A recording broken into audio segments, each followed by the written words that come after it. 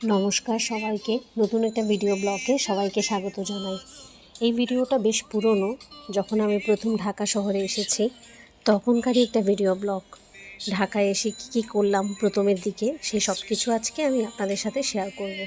ভিডিওটা কেমন হয়েছে অবশ্যই জানাবেন। কিন্তু প্রথম যখন ঢাকায় আসি তখন সত্যি আসলে কিছু চিনতাম না, কারণ এর আগে কখনো ঢাকা আসা হয়নি, যদিও বা 2 থেকে 1 বার আসা হয়েছিল এবং প্রতিবারই কোনো না কোনো একটা কাজে থাকা হতো না। তো এবার যেহেতু আমাকে ঢাকায় অবশ্যই থেকে যেতে হবে পার্মানেন্ট, আমার শ্বশুরবাড়ি যেহেতু এখন এইখানেই, তো আমরা ঢাকায় প্রথমে এসে বেড়াতে গিয়েছি একটা রেস্টুরেন্টে। সেখানে খাবারগুলো অনেক বেশি মজার ছিল। আমরা স্যুপ এবং আর কিছু খাবার অর্ডার করেছিলাম। সেই সাথে ওরা কিছু ভূতের থিম দেখাচ্ছিল বাচ্চাদেরকে, বাচ্চারা অনেক বেশি আনন্দ পাচ্ছিল, কারণ রেস্টুরেন্টের নামই হচ্ছে ভূতের আড্ডা। তো সব কিছু মিলিয়ে বাচ্চারা খুব খুশি। সেখান থেকে আমরা রওনা দিই হাতির ঝিল দেখব বলে।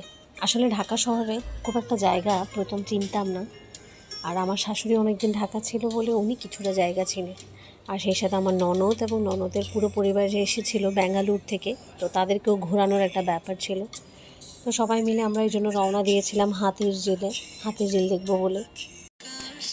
হাতির ঝিলে আসলে দেখার মতো কিছু ছিল না, কিন্তু কী করব, ঢাকা শহরে এত দালান কোঠায় ভিড়ে আমার মনে হয় এই জায়গাটা অনেক বেশি সুন্দর ছিল আমার প্রথম দেখা।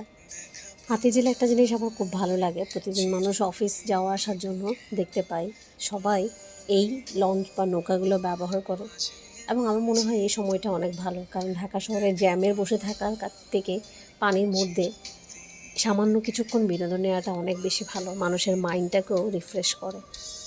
তো আমরা হাতির ঝিলে ঘোরাঘুরি শেষ করেছি। হাতির ঝিলে ঘোরাঘুরি শেষ করে ভাবলাম আশেপাশে আর কী দেখা যায়, কারণ আমরা খুব বেশি লোকেশন চিনি না।